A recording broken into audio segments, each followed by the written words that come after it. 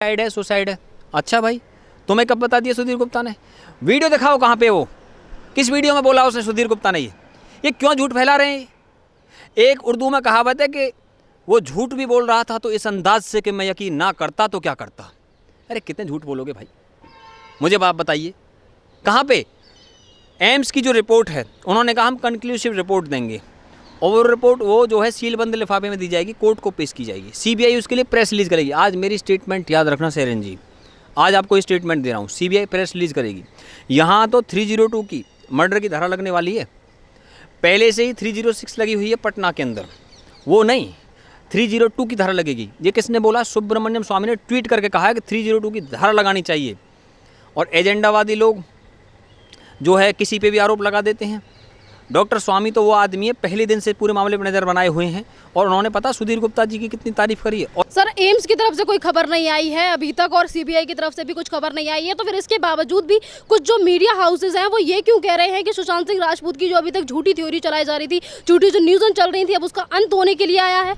ऐसा है कि मीडिया हाउसेस झूठी रिपोर्ट चला रहे हैं। सुधीर गुप्ता एकदम ईमानदार officer, all India institute of medical science AIIMS के अंदर चले जाइए, आप किसी भी डॉक्टर से पूछ लीजिए आप सुधीर गुप्ता के बारे में।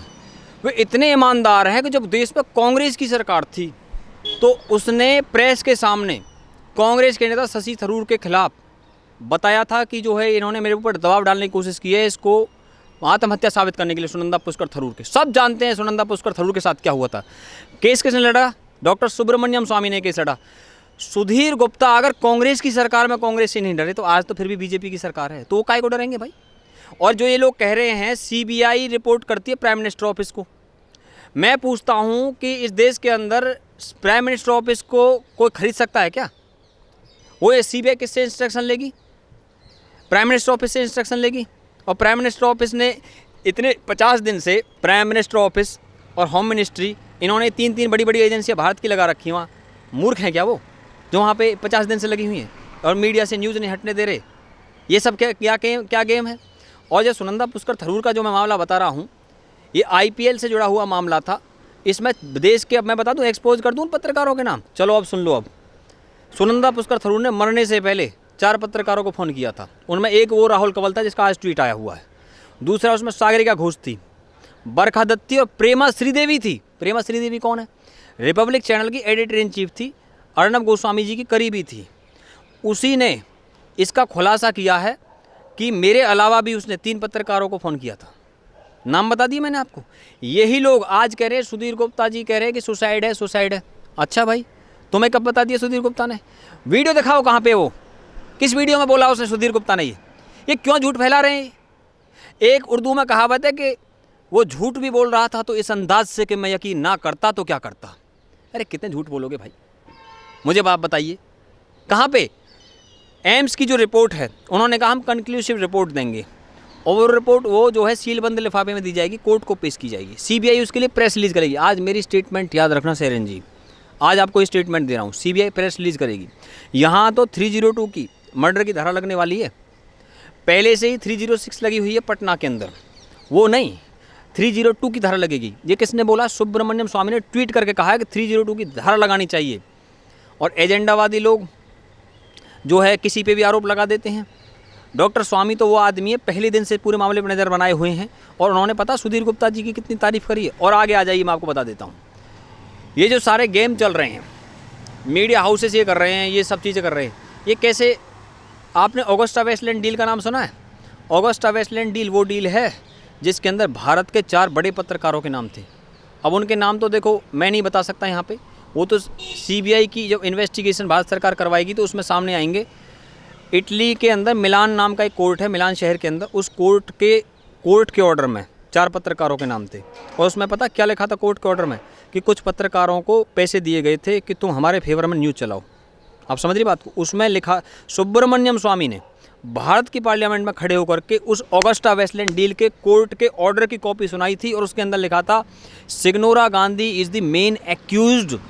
श्रीमती सोनिया गांधी और भारत की संसद को 3 दिन के लिए कांग्रेसियों ने बंद कर दिया था, पार्लियामेंट को। तो अब पता लगाने का टाइम आ गया वो पत्रकार कौन है जिनका ऑगस्टा वेस्टलैंड डील के अंदर नाम था। बताओ कौन लोग हैं। और जहाँ तक दूसरी बात है, देखिए एक चीज़ मैं आपको बता दूँ,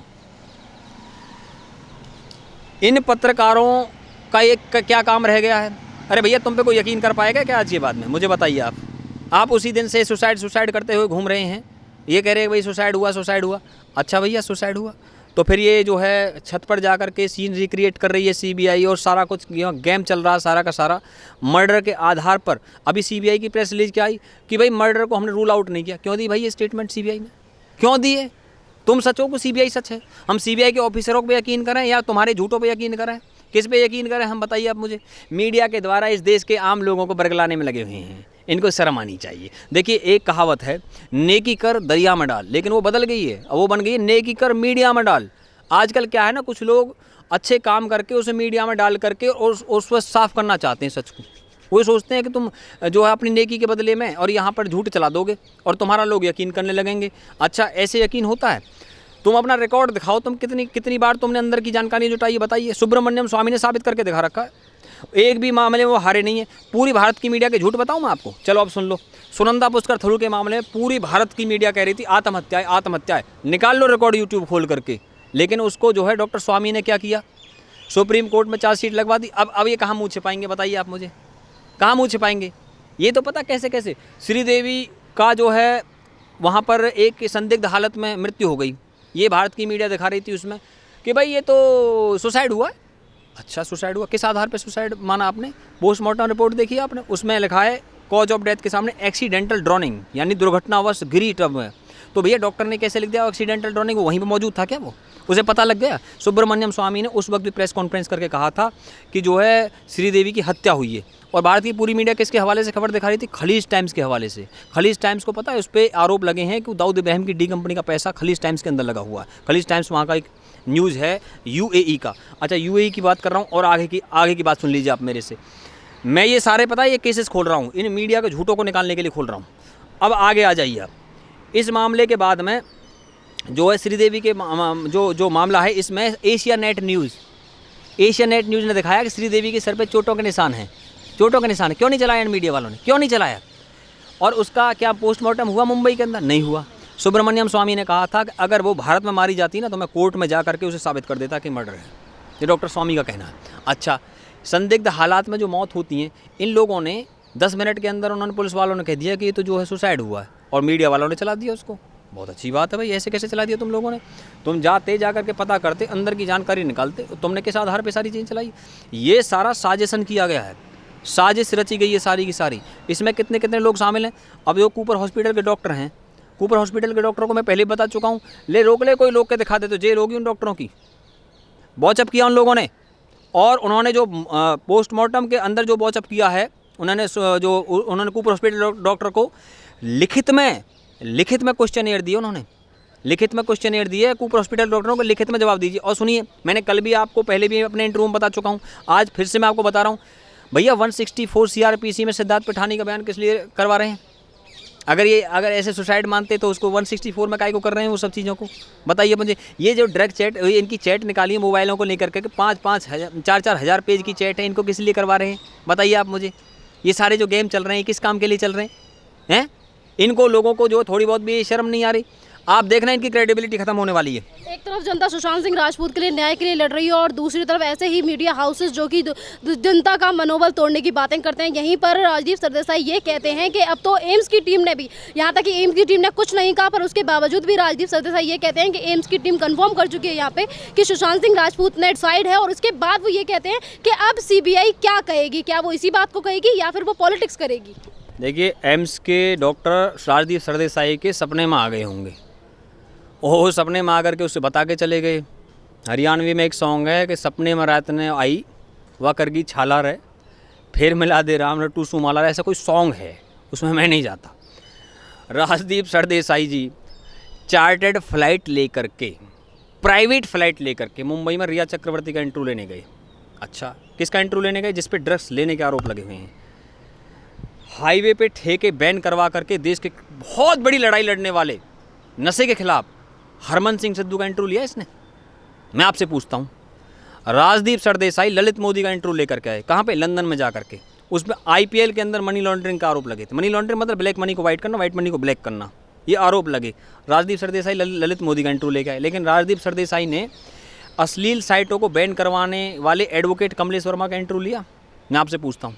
इस देश की पीढ़ियों को बचाने वाले वे लोग हैं जो नशे के खिलाफ लड़ाई लड़ रहे हैं और जो अश्लीलता के खिलाफ लड़ाई लड़ रहे हैं, उनके इंटरव्यू होने चाहिए या उनके इंटरव्यू होने चाहिए जो लोग ड्रग्स के लिए काम कर रहे हैं? बताइए आप मुझे। ये तो याकूब मेमन का इंटरव्यू भी दिखा रहे थे और उसको जो है भारत के सुप्रीम कोर्ट को 3 बजे रात को खुलवा दिया और 25-25 एडवोकेट गए थे याकूब मेमन के लिए। 31 जुलाई 2015 को सुप्रीम कोर्ट ने मोहर लगा दी और उसको जो फांसी दे दी गई थी और उसी दिन जो अब्दुल कलाम की मृत्यु भी हुई थी। आपको मैं बता दूं, इनके मैं तुम्हें कितने कितने गेम बता सकता हूं मैं। इनके जो जिस तरह के गेम ये चला करते हैं आज से थोड़ी चल रहे हैं।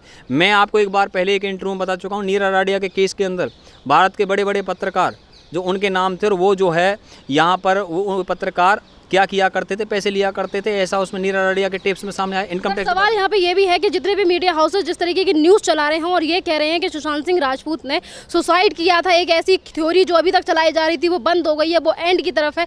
आखिरकार ये लोग किसको बचाने की कोशिश कर रहे हैं जिसलिए, और ये किस लिए झूठ फैला रहे हैं? देखो ऐसा है, न्यूज़ जो है NEWS इसकी फुल फॉर्म होती है नॉर्थ ईस्ट वेस्ट साउथ, यानी चारों कोनों से न्यूज़ होनी चाहिए। चारों दिशाओं से उसे न्यूज़ कहते हैं। तो चारों कोनों का मतलब क्या? एम्स से भी, CBI से भी, प्राइम मिनिस्टर ऑफिस से भी, होम मिनिस्टर ऑफिस से भी है इनके पास चारों दिशाओं से न्यूज़ हैं। और फिर ऑथेंटिक होनी चाहिए, प्रमाणिक होनी चाहिए हैं। इन लोगों को जो है आज मैं तो समझता हूँ जो लोग फेक न्यूज़ चलाते हैं, पहले मुंबई पुलिस क्या कह रही थी, जो फेक न्यूज़ चलाएगा हम उससे कार्रवाई करेंगे। तो कर लो ना अब इन पे कार्रवाई, जो ये ज़बरदस्ती की वो चला रहे हैं। मैं तो कह रहा हूँ कि CBI को कोर्ट में जा कर के इनके खिलाफ भी एक एफिडेविट दे देना चाहिए। अर्नब गोस्वामी पे सुनंदा के मामले में अर्नब गोस्वामी की रिपोर्टिंग रोकी गई थी, हाई कोर्ट से ऑर्डर आया था। अब रुकवाओ इनकी रिपोर्टिंग को, कहाँ से इन सारी न्यूज़ चला रहे हैं। अर्नब गोस्वामी ने सारे केस झेले हैं और बंगाल में रिपोर्टिंग करने पर सुधीर चौधरी पे है, सुधीर चौधरी ने वो केस झेले, उन पर केस लगे हुए हैं। ऐसे ईमानदार पत्रकारों पे तो केस लग रहे हैं। किस पे? अर्नब गोस्वामी जिसके पिताजी आर्मी में कर्नल थे, सुधीर चौधरी जो महारानी किशोरी के वंशज हैं, उन पे तो लग रहे हैं केस।